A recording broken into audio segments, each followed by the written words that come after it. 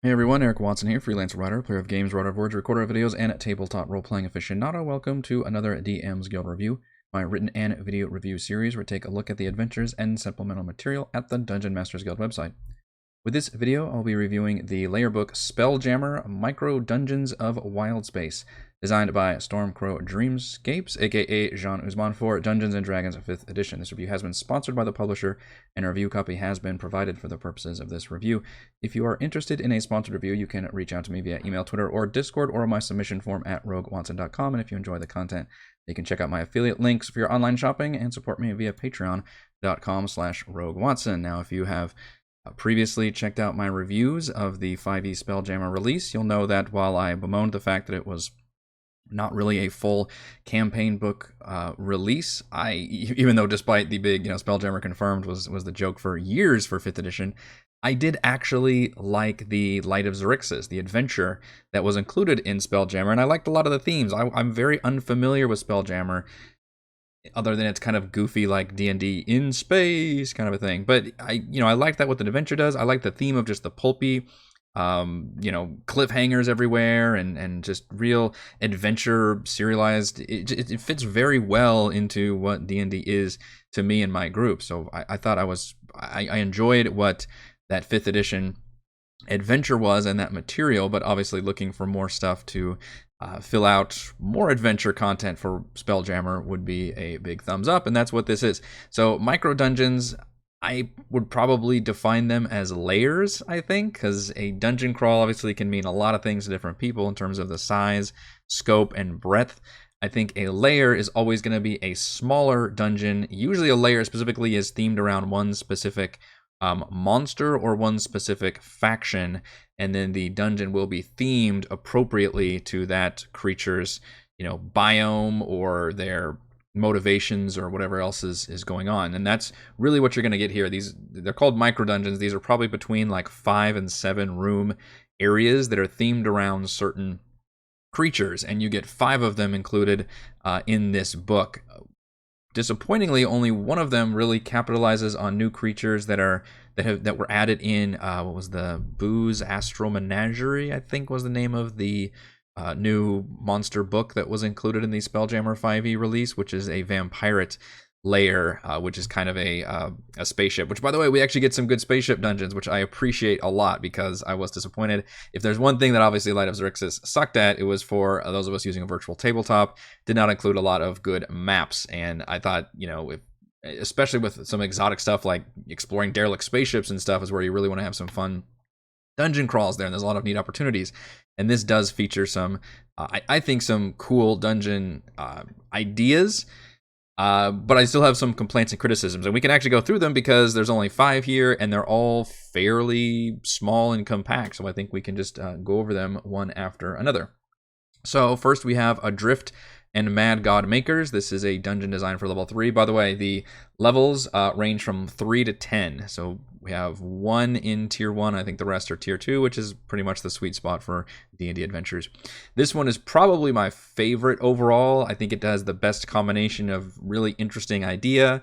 The layout is kind of cool, and the dungeon crawl just lends itself to some interesting choices and things players have to make, although it does have one complaint that I have for all of these dungeons, these layers, is that it's very combat heavy. Maybe the designer's just really into like action RPGs, or just couldn't help but throw together a lot of really interesting monsters to populate these dungeons, which is fine. I mean, D&D is about the combat. I get that, and yet I do think that all of these layers, and you'll see as I show more of them to you, are lean a little bit too heavily into just kind of throwing a monster battle into every single room, and I think that would get a little bit tiresome, even as small as they are. This one is a kind of, it's a spaceship, but it's a turtle shell that's kind of half destroyed and occupied by a bunch of Kuatoa, drifting through space, I guess. So it's a Kuatoa dungeon, but it's in space. Interestingly enough, you can probably take a lot of these layer ideas and not put them in space and just have it be like, yeah, there's a turtle shell floating in the ocean that's got this done. So you can, maybe that's harms somewhat the theme of this being a Spelljammer layer dungeon, but it also lends itself to the advantage of you can really drop these in anywhere. These aren't necessarily married to the Spelljammer setting as much as one might think, other than maybe the vampire one. But again, you can just replace that with normal Earthbound terrestrial vampires. This one has some secret waterways, a giant lightning eel, some water weirds, and a bunch of Kuo-toas who are, doing their Kuo-toa stuff. They're worshiping people. They've got a captured, or they're worshiping their fish gods. They've got an imprisoned Darrow, which I think is like an insane underdark dwarf gnome creature. And they are currently as the Spelljammer Helm. So I guess you could technically rescue somebody and treat them as your one social encounter. Otherwise, it's a whole lot of battling and a few, there's some secret doors and stuff. There's an exterior way you can sneak into the shell if players are a little more exploration eager, and there's a trap in there they have to avoid, like a lightning trap. So not very big, it's 5 rooms, but again, it's a neat little layer. And notice we get full color battle maps, which is a huge thumbs up anytime I'm reviewing anything, especially if your whole thing is about a dungeon, because that's where you want your maps. You want your maps to be the dungeon crawls. And I don't know who the map cartographer is here. It lists a couple different credits as art. I don't know which one specifically is the artwork here, but I dig it. And we get these gridded embedded versions, and also non-gridded versions as a separate zip file that's got pretty good resolution. I went there and blew it up and made sure it would look good on a VTT, and from what I can tell, it would look perfectly fine. So huge plus. Obviously the annotations are not there. That's for DM only. But that is awesome. I love having the artwork for the maps. And notice how each of these, by the way, is only about a page long, and then the artwork kind of takes up the other page or half page. So pretty small. That's why I classify these as layers. The designer uses micro dungeon. Whatever terminology you want to use is fine, but just know that these are not meant to be full-fledged, dungeons with all these different moving parts or anything. It's pretty much just a layer for a certain kind of monster or a certain kind of faction that you hop in there. And yet a lot of combat going on. So this one, Deep Into the Rocks, is a floating asteroid that, hey, we think there's a monster lurking in one of these caves in our asteroid. I think it's like a mining company or something. And we need to investigate that. By the way, the stories, I don't expect a lot of story necessarily with layers, but I do expect at least a little bit. Give me something to work with as a DM. I mean, yes, we want to be able to drop these in there to anywhere and be able to roll with it. That's cool. I think where I'm really lacking here is there's no epilogue. So you get a little bit of a paragraph, like a couple sentences. They're like, hey, there's a problem in this asteroid, and this mining company investigates you to hire, reports of missing people or damaged equipment or something. And so, that's fine. That's okay. That's a very vague, generic thing, but that's kind of the idea here. But there's no epilogue for what kind of reward do you get when you turn that in? Or, there needed to be something more, I think, for all of these adventures for me, the DM, to where can I work this in, and what is the context here? And some of them have some social encounters, which is great, and that helps things along. But I needed maybe a proper bookend, and I think an epilogue is where I really would have been more satisfied. So in this case, there's a random Chul outside you can battle, as if these layers needed more combat encounters.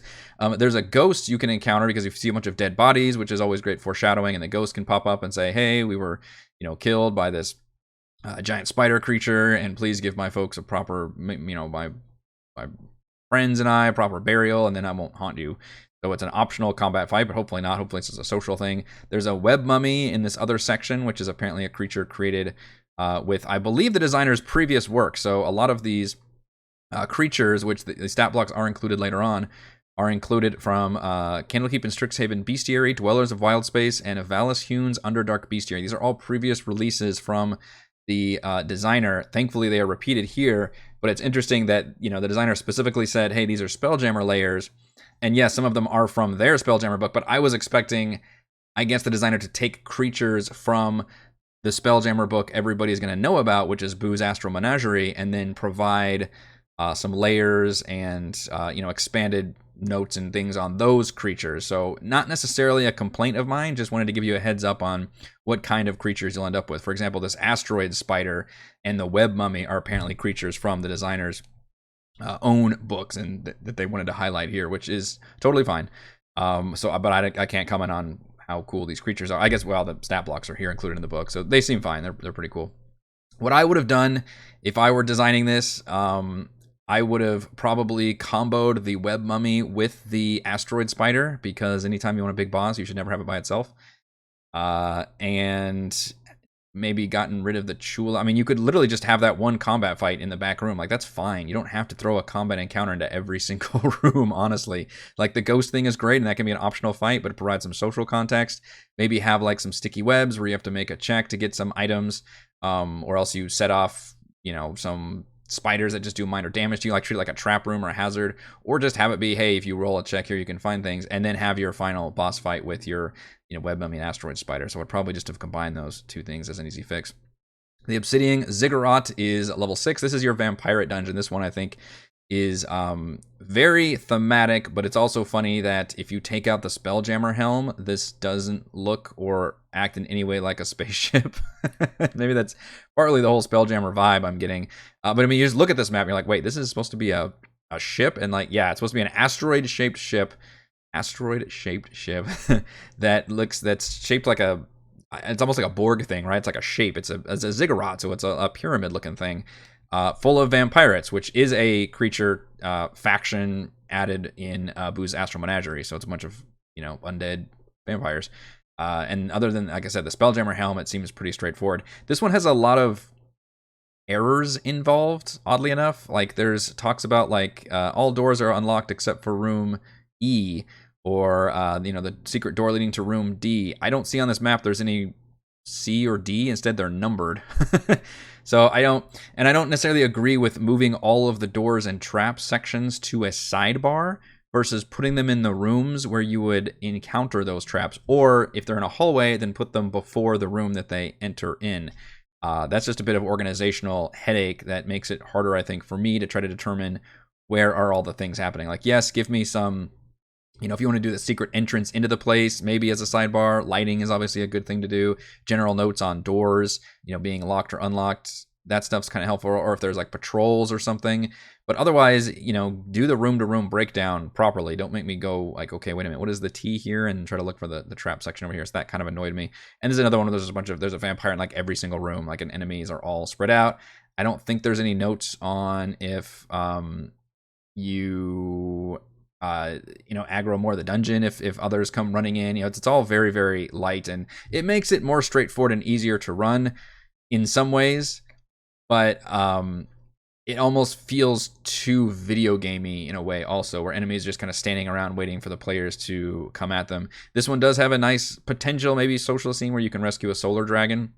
All of them at least throw me some kind of bone that I can work with, but again, none of them have an epilogue section that determines, what happens when you complete this already very vague, generic, like, side quest style thing, which I get it. That's what you're doing here, right? That's the idea here, is to drop these in to a game and be able to run it fairly easily. Now, this one does feel like a ship. This is the distress signal.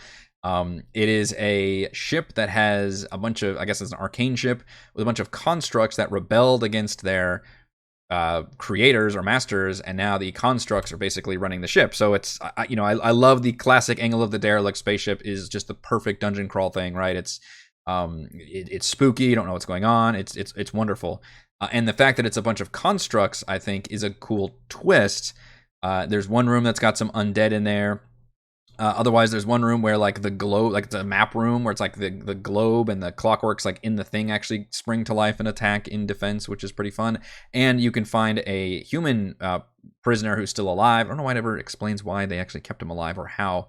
But that checks my social box off, where it's like, okay, we can find somebody and we can talk to them and they can explain kind of what's going on here. So that works perfectly fine. And the boss is like a pentadrone. At least this one has a pentadrone and some quadrones and a shield guardian. That's a pretty beefy boss fight at the end. So a neat idea here. This one does feel like a proper spaceship dungeon crawl, and I enjoy the twist that it's not like Zerg type monsters or classic xenomorphs. It's just a bunch of fun constructs and golems and things you have to deal with. So very thematic without necessarily being themed towards any kind of Spelljammer creatures. It's just that it's the fact that it's a spaceship. But again, you don't have to make it a spaceship. You could put this anywhere and just change the helm into anything else, and then you've got yourself a little dungeon lair. Outpost of the Metal Savages is the last one. This is level 10. This one is the largest one, and also finally gives us a chance to do something other than a room-to-room dungeon crawl, at least for the first half. you are given a quest to go to the, I almost say the Forest Moon of Endor. It literally mentions a Forest Moon, I think. And you have to infiltrate this faction known as Skro. Now, this is I don't know what kind of creatures they are, other than the fact that it is obviously orcs spelled backwards. So clearly they're like space orcs, I guess, maybe Warhammer style. Again, from the designers of other monster books. And otherwise, you almost don't have to even know the fact that this is a Spelljammer theme. I mean, this could be in any you could infiltrate any forested campsite that has a large building for an interior, and then that doesn't have to be a Spelljammer theme anyway. You can put that anywhere. You do get a chance to infiltrate it, though. There's some hidden areas. There's an owl bear pen. There's guards and lookout. So at least you can take advantage of doing some cool like scouting, heisty type things for the first half. But then once you enter the outpost itself, you're pretty much down to a room-to-room dungeon crawl, which is what they've all been. This one does have a secret room that even the occupants haven't found yet that includes some extra treasure and some undead, which is cool. Otherwise, you're fighting a bunch of these Skros, which, again, are orc stand-ins, I suppose. So I think it's more of a case that the designer wanted to expand on some of the creatures that they had designed into layers and created some fairly solid dungeon designs that were heavily themed around those, which are perfectly fine. Maybe the theme of them being Spelljammer-ish, yeah, I could see that, how we made it that way, but a lot of them don't necessarily. Again, I was a little disappointed they didn't use necessarily the creatures from Boo's Astral Menagerie so much, and also they're a little overly combat heavy without enough story context around it, with the caveat that I get the point of a layer / micro dungeon / drop-in dungeon, whatever we're calling these, is so they can be kind of vague side quests that we can drop in there where, and the DM can kind of add the context for it. But I would appreciate at least a proper epilogue for some kind of reward mechanism we could have given the players. Something going on here that would have made it a little bit easier for me to figure out, what are we actually doing here? I don't expect this huge, long, story. That these are several dungeons packed into what would normally be like a single, adventure with a dungeon involved or something. So I get that we're looking at the quantity over the depth of the individual dungeon, but I think I would have preferred to have at least a little bit more context for the story to help the DM run things a little better. And then we get these new stat blocks, which, that's awesome that you gave these, but I also would have expected you to give these. I would not have been very happy had you said, okay, these are, we're using all of these creatures from my other product, and now you're going to go buy that product to use these. That's not going to fly. So on the one hand, yes, it's nice to have these, but you also kind of had to give me these because these are not from any of the other normal books that we have available. All right, let's go over my pros and cons because it's a pretty short one for Spelljammer. Micro Dungeons of Wildspace. Pro, 5 drop-in mini dungeons designed for Spelljammer campaigns but can easily fit anywhere. So that's the positive side, is that even though the theming might not be as strong to Spelljammer, the individual dungeons, I think, are very well themed to their individual creatures. So that makes them solid dungeon designs, and I think you can drop them anywhere. Put that spider cave in any cave that you want, and you've got a little spider cave dungeon, or put that metal savages, outpost somewhere, and you've got just reflavor them to orcs, and then you've got a little orc outpost somewhere. These are just useful content to have. Even if you're going to blank out all of the information, you can just use like the maps, for example. So that's pretty handy to have. And in fact, that goes under several other pros. Proper spaceship dungeon crawls. Thank you, because that's what I really wanted to see from Spelljammer Dungeons, was the classic derelict spaceship dungeon crawl. I basically got 3 spaceship dungeon crawls here, which is pretty satisfying. And they're all very different from each other. You've got the Kuatoa half-sunken, crazy, half-filled water one. You've got the vampirate, like big, just floating kind of mausoleum creepiness. And then you've got the classic spaceship that's just the constructs have rebelled against their masters, and now they run the ship. So those are all very different, all very neat ideas. Pro, 9 new monster stat blocks from the designer's previous releases. I'll include that as a pro because I like stat blocks, and they should be included here, but they should be included here because you gave me a bunch of ones that you got. But that could be a bonus too, is like, hey, instead of using creatures you already saw, here's some new interesting creatures that could populate these layers. And probably one of the biggest pros, honestly, is the maps. Each adventure includes a full color battle map in gridded and non-gridded versions, and they're pretty great. They're highly detailed. I apologize, I don't know who the cartographer is specifically, but very big thumbs up on these maps, and this really helps sell the product to me in a lot of ways, and probably to a lot of you who use virtual tabletops and are like, yeah, I can definitely see myself using this map, whether in Spelljammer or not. Cons, the dungeons are overly reliant on combat encounters, as you've seen whenever I'm looking at, and you can see right here, every single one of these rooms lists a monster. That's pretty ridiculous. And there's kind of a rule of thumb that I've heard that's like the 1/3 rule, where 1/3 of your dungeon should have hostile combat encounters. One third should have some kind of interactive thing, whether it's a you make a check to pray to statue and get a blessing, or it's a chasm you have to cross, something that requires interaction from the players. And then 1/3 can generally just be kind of empty, or just have background dressing to tell further context about what's going on in the dungeon. Now, those numbers kind of get a little wonky once you're reduced to literally like 4 or 5 rooms. But clearly, I think having a monster in every single room is way overdoing it to just about everybody, unless we're literally playing like a Diablo-like clone and we expect to just battle the whole time. So I do think the designer went a little too far into populating these dungeons with a lot of creatures and occasionally maybe get a trap or a secret door. So it's got some other stuff. I just think we could have, if I were looking at running these dungeons, one of the first things I would do would be reducing the creatures. And if I needed to give my players a challenge, I would pluck some creatures out of some rooms and add them to others, versus having to do this kind of trickle-in effect of a few fights and then, maybe short rest or back off and then a few fights more. I would just have, put them in different areas and then maybe include some notes about some kind of alarms or aggros or something in there. And the other con is I do think it lacked a little bit of story. I appreciate that these are, quick drop-in dungeons. They're very straightforward to use and everything, but I think at least having an epilogue involved that would have given further context to the story and at least had some kind of, monetary reward or something, because presumably we're doing this for the money or for the sweet loot or something. I guess just the experience, if we're running experience. But something else to help couch this as a reason for adventure, I think, would have been a very solid add. Final verdict, the micro Dungeons of Wildspace provides several combat-heavy and immersive monster layers that can be easily dropped into any campaign. Thank you to everyone for watching this video review. You can see my written review at roguewatson.com. You can watch more reviews and follow our own D&D adventures here on the YouTube channel, and you can support my work at patreon.com/roguewatson. Thank you.